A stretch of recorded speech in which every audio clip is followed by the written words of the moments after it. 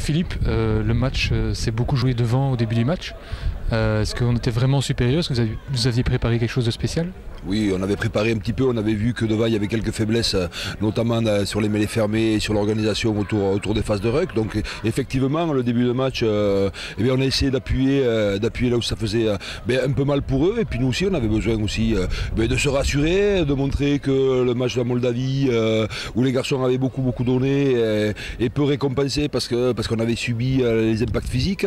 Et bien aujourd'hui, on a voulu montrer qu'on pouvait aussi prendre le match par le bon bout, et il fallait absolument que l'on puisse les prendre sur le défi physique, remporter nos duels pour pouvoir après avoir un jeu plus aéré, plus simple. Donc c'est ce qui a été fait, puisqu'à la mi-temps, au bout de 30 minutes, on avait déjà le point bonus qui était l'objectif, même si on ne l'avait pas dit, mais entre nous on se l'était dit, on avait deux objectifs. Le premier, c'était de gagner avec le point bonus, et le deuxième, avoir un match avec un contenu très intéressant, et je crois qu'aujourd'hui c'est plutôt satisfaisant. Et de façon générale, est-ce que tu peux nous parler du pack de l'équipe, parce que c'était le point fort ces dernières saisons? Comment est-ce que tu le trouves? Moi je le trouve déjà très courageux, des garçons qui donnent sans compter, qui travaillent beaucoup, qui sont très à l'écoute, qui corrigent aussi. On essaie de se structurer, de s'organiser. On a vu que contre les Moldaves, avec le manque de densité, il fallait qu'on soit précis techniquement sur tout ce que l'on allait faire pour transformer le jeu lent en jeu rapide, qu'il nous fallait une bonne touche, mais la touche on l'a toujours eu bonne depuis ces 4 premiers matchs. La mêlée, on a connu un petit peu plus de difficultés la semaine dernière, parce qu'on a joué quand même un gros pack.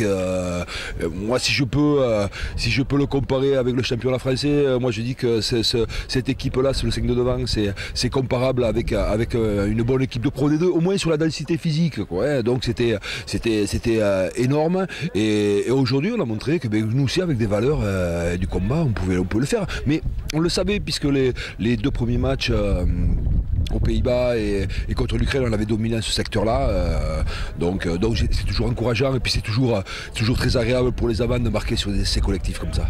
Cette victoire, large dans les chiffres et dans la manière, finalement fait un bien fou au moral après des matchs plus difficiles, plus disputés.